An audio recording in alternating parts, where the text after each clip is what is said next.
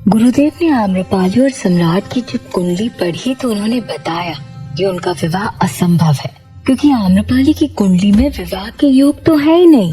जिसे सुनकर सम्राट ने इसे स्वीकार करने से मना कर दिया और कहा, हम आपकी भविष्यवाणी और इस बात को नहीं मानते, इसलिए आप हमारे और आम्रपाली के विवाह का शुभ मुहूर्त निकालिए।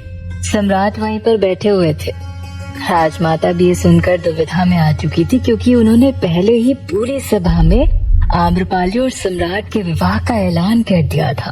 तब कुलगुरु ने कहा, सम्राट एक बार और सोच लीजिए, क्योंकि आप भगवान के बनाए हुए नियम के विरुद्ध जा रहे हैं। सम्राट ने कहा, हमने सोच लिया है, और ये भगवान का बनाया हुआ नियम नहीं है, ये आपका बनाया हुआ गणित है। इसलिए हमारे और आम्रपाली का मिलना नहीं लिखा होता तो आज आम्रपाली हमारे साथ नहीं होती, और हम उनका हाथ कभी नहीं छोड़ने वाले। इसलिए हमारा और आम्रपाली का विवाह तो होकर ही रहेगा। यदि आपको मुहूर्त नहीं निकालना है तो कोई बात नहीं, हम आम्रपाली से किसी भी शुभ दिन पर विवाह कर लेंगे। सम्राट की जिद को देखकर राजमाता ने कुलगुरु से कहा, गुरुदेव, हमारी हर समस्या का समाधान हमेशा आपने दिया है। यदि आम्रपाली की कुंडली में विवाह का योग नहीं है तो क्या इसका कोई और उपाय नहीं हो सकता? आप जो कुछ भी कहेंगे हम सब पूजा कर्म करने के लिए तैयार हैं, क्योंकि हमने भी पूरी सभा के सामने आम्रपाली और सम्राट के विवाह की घोषणा कर दी थी, और इस बात से अब पीछे हटना उचित नहीं होगा।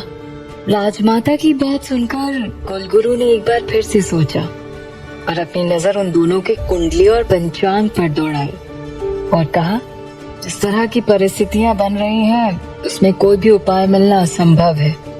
कहते हुए वो दोनों कुंडलियों को ध्यान से पढ़ने लगे। काफी देर तक ध्यान से देखने के बाद उनके चेहरे पर एक चमक सी दिखाई दी, लेकिन अगले ही पल कुलगुरु के चेहरे पर परेशानी के भाव दिखने लगे। उन्होंने उत्तर दिया, हे राजमाता, इसका भी उपाय असंभव है। असंभव है? ये क्या कह रहे हैं आप कुलगुरु? जो भी है आप हमें बताइए, हम सब कुछ करने के लिए तैयार हैं, लेकिन हमें आम्रपाली से विवाह करना ही है किसी भी परिस्थिति में। सम्राट आम्रपाली से विवाह करने के लिए हर संभव तरीके से तैयार थे। ये देखकर कुलगुरु ने राजमाता और उनसे कहा, सम्राट बिंबिसार, हमारी बात समझने की कोशिश कीजिए। यदि आप ये विवाह किसी भी परिस्थिति में करेंगे तो आगे चलकर आपके प्राणों को संकट हो जाएगा। आम्रपाली से विवाह करने का मतलब है आपकी मृत्यु। जैसे ही कुलगुरु ने ऐसा कहा, राजमाता के चेहरे के रंग उड़ गए। उनके चेहरे पर घबराहट दिखने लगी, लेकिन सम्राट मानो उन्हें ऐसे कोई फर्क ही नहीं पड़ रहा था। उन्होंने कहा, यदि आम्रपाली से विवाह करके हमें मृत्यु हो जाती है तो हमें ये भी स्वीकार है। कम से कम हम इस विवाह से आम्रपाली को अपना नाम दे पाएंगे और उसके सिर पर लगा हुआ नगरवधु का कलंक हम मिटा पाएंगे। कुलगुरु ने राजमाता की तरफ देखा और कहा, राजमाता, हमें जो कुंडली में दिखा और जो कुछ भी भविष्य दिख रहा है उसके अनुसार हमने आपको सब कुछ बता दिया है, ताकि आप लोगों की जैसी इच्छा। राजमाता ने शब्द होकर बैठी हुई थी, लेकिन कुलगुरु की बातें सुनने के बाद उन्होंने अपनी घबराहट को एक किनारे किया और फिर वापस पहले की तरह गंभीर और कड़क हो गई। फिर सम्राट की तरफ देखते हुए कहती हैं, पुत्र बिंबिसार, ये विवाह नहीं होगा। सम्राट राजमाता की बातों पर अपना पक्ष रखने की कोशिश करने वाले थे, लेकिन राजमाता ने उन्हें रोक दिया और कहा, आपका निर्णय हमने सुन लिया है, लेकिन अब आप हमारी सुनिए। ये विवाह नहीं होगा और यही हमारा अंतिम निर्णय है। और यदि आप हमारी बात नहीं मानेंगे तो हम कुलगुरु की सारी बातें आम्रपाली को बता देंगे और फिर वही आपको समझाएगी। जहाँ सम्राट और आम्रपाली के विवाह से आने वाले परेशानियों को देखकर राजमाता ने विवाह के लिए मना कर दिया था, तो वहीं कौशला देवी मगध के ही पुराने बादल महल के अंदर प्रवेश कर रही थी। बादल महल मगध का सबसे पुराना किला था। उसके कई हिस्से टूट चुके थे। वहाँ कोई भी आता जाता नहीं था। उस महल को कई वर्षों पहले ही बंद कर दिया गया था। लेकिन रानी कौशला देवी वहाँ क्यों जा रही थी, ये बात अभी कोई नहीं जानता था। काले रंग के कंबल से खुद को ढके हुए कौशला देवी महल के अंदर प्रवेश करती हैं। वो जिस रास्ते पर चल रही थी उसके अलावा आसपास का सभी क्षेत्र धूल से भरा हुआ था। वो लगातार चलते हुए महल के अंदर प्रवेश करते जा रही थी। जैसे जैसे वो अंदर जा रही थी अंधेरा बढ़ते जा रहा था। एक सीढ़ी से दूसरी सीढ़ी चढ़ते हुए वो महल के काफी अंदर और ऊपर की तरफ आ चुकी थी। एक जगह रुककर उन्होंने मशाल जलाई और फिर आगे बढ़ी। चलते चलते वो महल के सबसे आखिरी कक्ष के पास पहुंच चुकी थी। वो जगह साफ सुथरी दिखाई दे रही थी। वहां पर 2 से 3 बड़े दीपक जल रहे थे और छोटी छोटी खिड़कियां लगी हुई थी जिससे बाहर से ठंडी हवा अंदर आ रही थी। वहां पहले से ही एक अधेड़ उम्र की औरत थी जो कि वहां रखे दीपक को जला रही थी। उस औरत ने भी चारों तरफ से अपने आप को ढक रखा था। रानी कौशला देवी उसके पास पहुंचते ही कहती हैं, ध्यान रखना कि यहाँ कोई अंदर ना आ पाए। ये बोलकर कौशला देवी उस कक्ष का द्वार खोलकर अंदर चली गई और उसे अंदर से ही बंद कर लिया। बाहर खड़ी औरत रहस्यमयी ढंग से कौशला देवी को अंदर जाते हुए देख रही थी। उनके जाने के बाद वो वापस से बिना किसी भाव के फिर से दीपक लगाने लगी। उसका स्वभाव ऐसा था मानो उसे कौशला देवी के आने से कोई फर्क ना पड़ा हो। इधर रानी कौशला देवी उस कक्ष के अंदर आ गई। उसके अंदर एक और कमरा था। उसके द्वार की ऊंचाई काफी कम थी। बाहर से देखने पर वो कक्ष काफी छोटा दिखाई पड़ रहा था। कौशला देवी ने झुककर उस द्वार को खोला और फिर अंदर चली आई। अंदर से वो कक्ष काफी बड़ा था, लेकिन वहां सिर्फ एक रोशनदान था और चारों तरफ मकड़ी की जाले और धूल लगी हुई थी। कौशला देवी ने पूरे कक्ष में अपनी नजर दौड़ाई और फिर देखा कि उनसे करीब 20 कदम की दूरी पर एक किनारे कोने में कोई बैठा हुआ था। अंदर सिर्फ एक छोटा सा दीपक जल रहा था। उसकी हल्की पीली रोशनी में वो व्यक्ति दिखाई पड़ रहा था। उसे देखकर रानी कौशला देवी की आंखों में कुटिलता दिखाई देने लगी। उन्होंने अपने दोनों हाथ बांधे और बड़े आराम से कहा, कैसे हो? काफी बूढ़े दिख रहे हो। कौशला देवी की आवाज सुनकर उस व्यक्ति ने तुरंत उस कोने से उठकर कौशला देवी की तरफ देखा। वो कौशला देवी को घूर कर देख रहा था। उसके बाल लंबे और बिखरे हुए थे और बड़ी बड़ी उलझी हुई दाढ़ी थी। उसके कपड़े मटमैले और फटे हुए थे। उसे देखकर ऐसा प्रतीत हो रहा था मानो वर्षों से उसने स्नान न किया हो। एक तरफ जहां न जाने कौशला देवी किस व्यक्ति से मिलने आई थी, तो वहीं दूसरी तरफ मगध में जब राजमाता ने कहा कि वह आम्रपाली को सब कुछ बता देंगी, तो सम्राट मौन होकर रह गए। वो जानते थे कि ये सुनने के बाद आम्रपाली का निर्णय भी वही होगा जो राजमाता चाहती है। तो कभी भी ये विवाह नहीं करेगी। ये सोचकर सम्राट ने राजमाता से कहा, नहीं राजमाता, आप आम्रपाली से कुछ नहीं कहेंगी। उन्हें हम खुद इस बारे में बताएंगे। ये बोलकर सम्राट ने वहां आसपास खड़े बाकी दास दासियों की तरफ भी देखा और उन सभी को कड़क आदेश देते हुए कहा, इस कक्ष में क्या बात हुई और क्या नहीं, कोई किसी से कुछ नहीं कहेगा। यदि इस बारे में हमारे अलावा किसी और को भी ज्ञात हुआ तो उसका परिणाम भुगतने के लिए तैयार रहिएगा।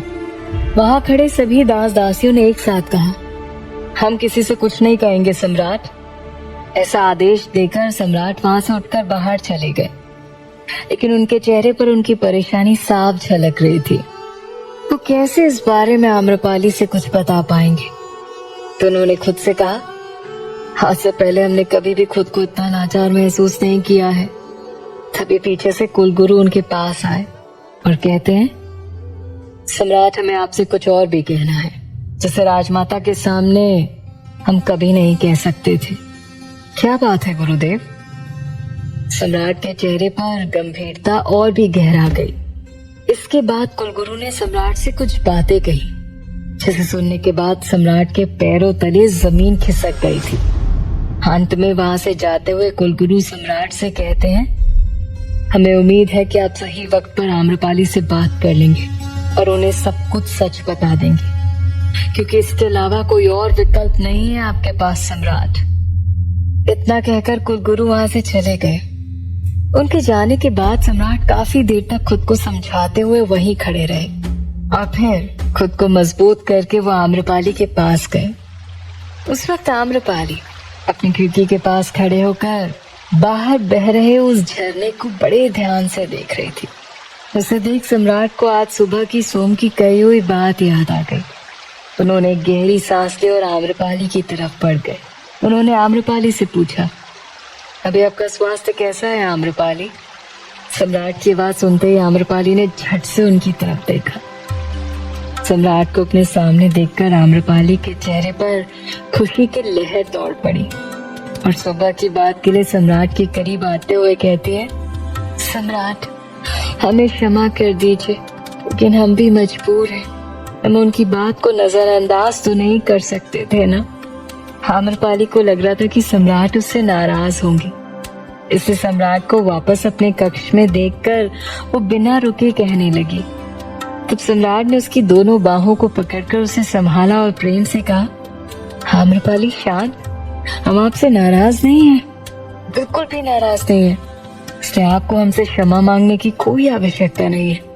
और आज सुबह की बात वो तो ऐसी है जैसे वो कभी हुई नहीं थी।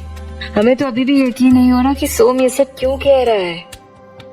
परंतु सम्राट वो अपनी माँ के लिए इतना बड़ा झूठ क्यों कहेगा, और उसकी माँ वो क्यों झूठ कहेगी? आम्रपाली ने व्याकुल होते हुए पूछा। सम्राट ने आम्रपाली को वही कक्ष में रखे चांदी के विशाल आसन पर बिठाया और खुद उसके बगल में बैठते हुए कहा, आपका कहना उचित है आम्रपाली, और हम भी ये स्वीकार करते हैं कि वो ताबीज मगध का है और हमने स्वयं उसे मातंगी को दिया था क्योंकि हम उससे प्रेम करते थे। लेकिन मातंगी ने हमारा प्रेम स्वीकार नहीं किया था क्योंकि वो हमारे परम मित्र वर्षकार से प्रेम करती थी और वो उन्हीं का ही पुत्र है। कहते कहते सम्राट भी चुप हो गए। फिर आम्रपाली की तरफ एक उम्मीद भरी नजरों से देखते हुए कहा, लेकिन आम्रपाली क्या आपका हम पर भरोसा सिर्फ इतना ही था कि किसी के कुछ भी कह देने से आपका भरोसा टूट जाए? ये सुनकर आम्रपाली की आंखें नम हो गई। वो सम्राट की तरफ देखते हुए कहती है, सम्राट आप पर भरोसा हमें खुद से ज्यादा है, लेकिन हम किसी के पुत्र के साथ अन्याय होते हुए नहीं देख सकते। आम्रपाली अभी खुद को बंधा हुआ महसूस कर रही थी। सम्राट ने उसकी भावनाओं को समझते हुए कहा, यदि आपको हम पर भरोसा है तो हमारे लिए यही काफी है आम्रपाली। यदि आप चाहती हैं कि सोम इस बात को सिद्ध करके दिखाए तो हम भी आपके साथ हैं, क्योंकि हम भी जानते हैं कि वो इसे कभी सिद्ध नहीं कर पाएगा। सम्राट की बात सुनकर आम्रपाली के चेहरे पर मुस्कान आ गई, लेकिन सम्राट का ध्यान अभी कुलगुरु की बातों पर ही था। उन्होंने आम्रपाली को अभी उनके विवाह के बारे में कुछ भी बताया नहीं था। वो उसे बताना चाहते थे लेकिन कहने से हिचकिचा रहे थे। दोनों एक दूसरे के करीब बैठे हुए थे और उनके कक्ष के बाहर खड़ा सोम उन्हें छुप कर देख रहा था। उन दोनों की करीबियां उसे चुप रही थी। वो तिल मिलाकर वहां से चला गया और अपने कक्ष में आते हुए कहता है, सिद्ध तो मैं करके रहूंगा, फिर भले ही उसके लिए मुझे कुछ भी करना क्यों ना पड़े। लेकिन सम्राट और आम्रपाली का विवाह मैं कभी नहीं होने दूंगा, कभी भी नहीं। जहां सोम किसी भी परिस्थिति में आम्रपाली और सम्राट को अलग करना चाहता था, तो वहीं कौशला देवी ने अपने सामने खड़े उस व्यक्ति का मजाक बनाते हुए कहा, कितने दिनों के बाद देखा है तुम्हें, बदलाव तो आना ही था। वैसे हमारी दासी ने तुम्हारी सेवा में कोई कमी तो नहीं की ना? वो आदमी कौशला देवी को देखकर हुंकार भर रहा था। उसने अपने कर्कश स्वर में कठोर होकर कहा, अब क्या बाकी रह गया है? क्या करने आए हो तुम यहाँ? यदि जीवित रहना चाहती हो तो चुपचाप चली जाओ यहाँ से। उसकी बातों पर कौशला देवी ने जरा सा भी ध्यान नहीं दिया। कोई असर ही नहीं हो रहा था उसकी बातों का कौशला देवी पर, बल्कि उसकी बात को दरकिनार करते हुए उन्होंने कहा, अब तुम इतना गुस्सा भी मत करो। हमने ही उस दासी से कहा था तुम्हें सिर्फ जिंदा रखे, वैसे तुम्हें जीवित रखने की वजह जो थी वो तो अब इस दुनिया में नहीं रही। ये सुनते ही सामने खड़ा व्यक्ति एकदम से शांत हो गया और कहा, कहना क्या चाहती हो तुम? तो कौशला देवी ने कहा, तुम्हारी मातंगी भूल गए क्या उसे? बेचारी तुम्हारे वापस आने की राह देखते देखते मर गई। उसे नहीं पता था कि तुम लौटकर कभी वापस नहीं जाओगे। मातंगी का नाम सुनते ही सामने खड़े व्यक्ति की आंखों में आंसू भरा और एकदम से पागल होते हुए चिल्लाकर उसने कहा, नहीं नहीं नहीं नहीं, ऐसा नहीं हो सकता, मेरी मातंगी को कुछ नहीं हो सकता। कौशला देवी उस व्यक्ति की स्थिति देखकर मंद मंद मुस्कुरा रही थी। उन्होंने कहा, अब बस भी करो वर्षकार, दुनिया की नजर में तुमने मातंगी को धोखा दिया है और इस बात को तुम टाल नहीं सकते। सामने खड़ा व्यक्ति कोई और नहीं बल्कि सोम का असली पिता वर्षकार था, जिसे कौशला देवी ने बंदी बनाकर रखा हुआ था। आखिर क्यों कौशला देवी वर्षकार से मिलने के लिए गई थी? क्या सोम का सच सम्राट को पता चल जाएगा? क्या होगा जब आम्रपाली को कुल गुरु की बताई हुई भविष्यवाणी का पता चलेगा? जानने के लिए सुनते रहिए।